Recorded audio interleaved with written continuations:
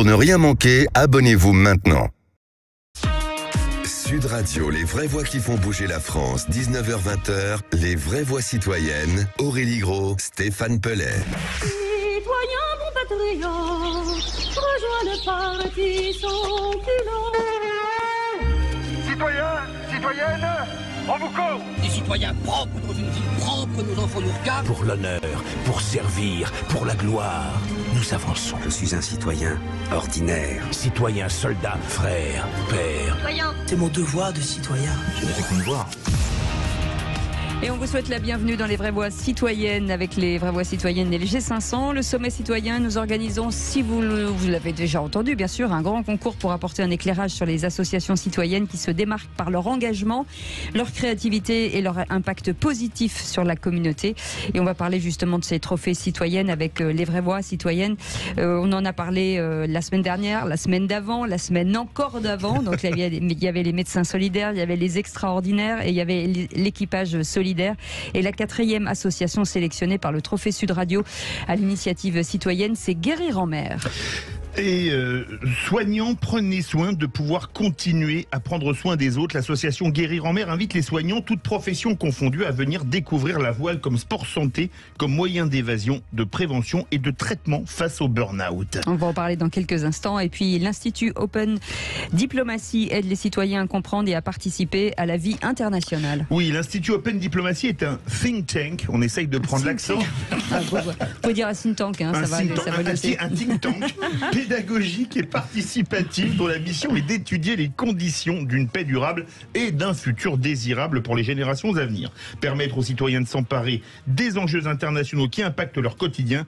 Thomas Friang, fondateur et DG de l'Institut, est avec nous. Et puis 64% des Français affirment avoir le sentiment que la démocratie ne fonctionne pas très bien.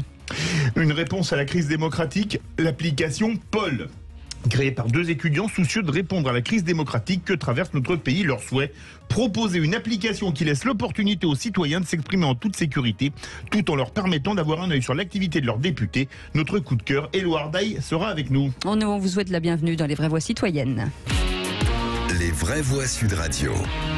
Et bien entendu, nous accueillons Aurélie Gros, Stéphane Pellet, nos membres fondateurs du G500. Le G500, comment ça va ? Bah, ça va très bien. Le temps, ça tourne là. Le 8 juin, c'est très très proche. Hein. 8, 9 et 10 juin à Marseille. Je vais voir si j'y vais. Je réfléchis encore. Il faudrait, parce que sinon, on va être obligé d'annuler Stéphane Pellet. Parce que si vous n'êtes pas là, c'est comme si nous disions, on va venir si vous voulez voir, on ne sait pas si on sera là. Et bien entendu, plus de 1000 associations sont attendues à Marseille, 8, 9, 10 juin. Alors les représentants, hein, bien sûr, tout le monde ne sera pas là, puis c'est pas ouvert entre guillemets aux 4 vents, surtout à Marseille. On va parler tout à l'heure de la belle bleue, la mer Méditerranée. À Marseille, c'est important. Mais non, par contre, il y aura entre 700 et 800 inscrits à peu près, donc sur 7 ou 6 tables rondes, pardon. Et puis surtout, il y a des invités qui viennent de très très loin. Vous vous souvenez, on ouvre par un très très bel hommage aux combattants de la démocratie. Et donc de Taïwan, d'Ukraine, de Birmanie, d'Iran, du Mali, de Tunisie, du Maroc, enfin bref, de tous les pays où on se bagarre encore pour les droits.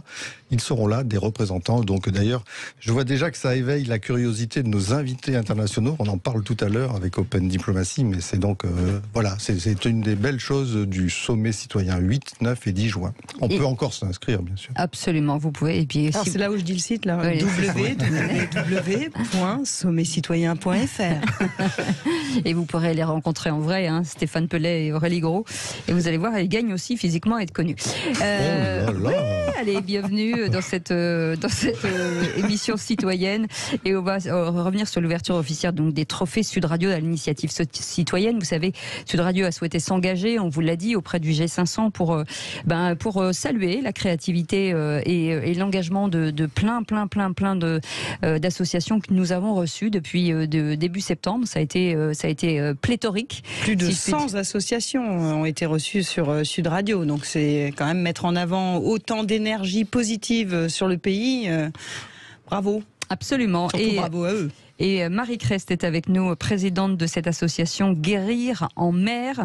On va en parler avec vous, Aurélie Gros. C'est une association qu'on a reçue il y a quelques temps et qui a beaucoup fonctionné sur nos réseaux sociaux. C'est une association qui a été créée en juin 2019 par Marine. Bonsoir Marine. Bonsoir. Qui est avec nous.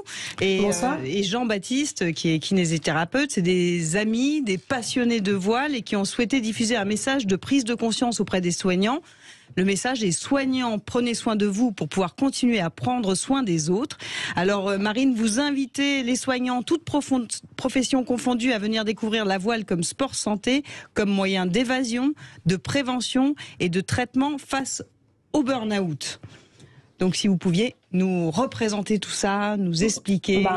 Déjà, vous avez presque tout dit. Non, il y a tellement de choses à dire, Marine, c'est pas vrai.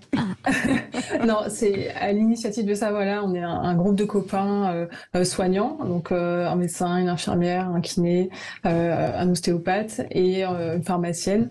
On fait du bateau, nous, ça nous fait beaucoup de bien, et dans le peu de temps qu'on a dans notre vie privée, on va dire, le fait de faire du bateau, c'est rentable, au sens où quand vous êtes sur l'eau, même pas longtemps, vous avez l'impression d'être parti loin et sur une durée beaucoup plus longue. Donc ça apporte beaucoup de bénéfices sur peu de temps sur l'eau. Et à Marseille, c'est vrai qu'on a la possibilité de pouvoir faire du bateau. Alors pas tout le monde, mais en tout cas nous. Et on s'est dit que c'était une bonne chose d'ouvrir en fait, de faire connaître la voile aux soignants pour qu'ils puissent utiliser quand ils sortent du travail ou le week-end cet outil comme prévention et accompagnement de l'épuisement professionnel. La voile, ça a été prouvé, surtout par les Américains, pas encore en France, mais on va pas tarder à y arriver. Ça fait partie des projets de l'association aussi, mais ça fait énormément de bien sur la santé mentale et sur la santé physique. Mais Marine, pour plein de raisons. J'allais vous demander pourquoi en fait. Voilà. Et sur la santé mentale, parce que déjà, il y a le contact avec la nature, l'environnement, le fait de respirer. Sur un bateau, il y a beaucoup de moments où vous êtes dans un état d'auto-hypnose. Vous vous laissez porter en fait par la nature. Et ça crée du lien aussi avec les gens de l'équipage. Donc d'un point de vue psychique, vous êtes reconnu dans la tâche que vous avez à faire, vous participez, c'est quelque chose qui se fait en équipe. Et en même temps, on a des moments où on est seul, et donc on est plongé dans cet état de réflexion, de quasi-méditation. Ça fait beaucoup de bien sur le plan psychique et émotionnel. Et sur le plan physique, en fait, quand vous êtes sur un bateau, quelle que soit la météo, vous sollicitez des muscles que vous n'avez pas forcément l'habitude de solliciter. Vous bougez, vous êtes dans un espace restreint et en même temps dans un infini de nature. Et du coup, voilà, ça c'est quand même un sport. C'est pas uniquement, en tout cas nous, ce qu'on fait, c'est de la plaisance. Et voilà, ça permet de développer des capacités qu'on n'a pas forcément à terre. Donc c'est une découverte avec soi, une découverte avec les autres personnes qui sont sur le bateau. Et Marine, pardon. Non, je t'en prie. Marine Crest, juste, vous parlez de prévention, ce qui est plutôt pas mal. Mais est-ce que à un moment donné, quand on est à la limite du burn-out, là on n'est plus dans la prévention parce qu'on sent que ça va craquer à un moment donné. Est-ce que c'est aussi dans ces cas-là, ou est-ce que c'est anticipé, ou est-ce que c'est aussi pendant? En fait, là, depuis, ça fait 4 ans que l'association existe. L'événement annuel qu'on fait le premier week-end de juillet, c'est un groupe entre 300 et 400 soignants tous les ans. Et là, depuis un an, on a mis en place un parcours. Et je vous parle de ça parce que ça répond à votre question. Tous les mois, on emmène des soignants qui sont en état d'épuisement professionnel. C'est ça. Et là, ça fait un an qu'on fait ça. On est quasiment à 350 soignants qu'on a emmenés une journée en mer.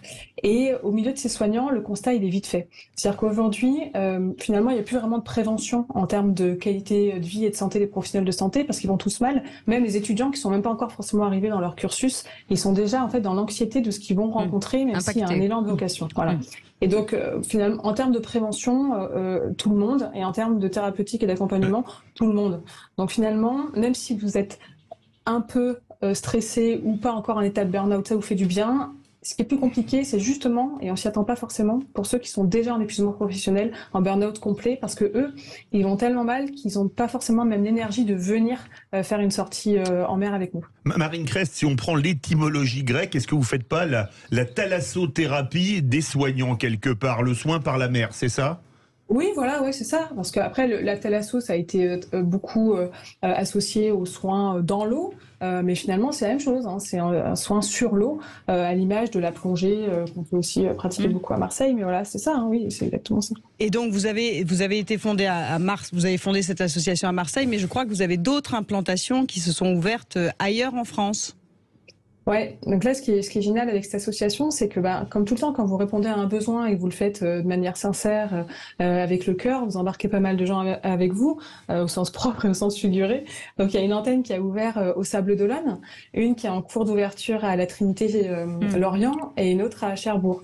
Là, il y a la Corse qui va pas tarder, Nice. Donc, c'est en train de naître sur les littoraux, en fait, dès qu'il y a accès à de l'eau. Alors, les Parisiens nous ont demandé pour la Seine et à Annecy pour le lac, mais voilà, pour l'instant, on est vraiment sur la mer ou l'océan. Voilà. Oui. Voilà, ou l'océan. Voilà.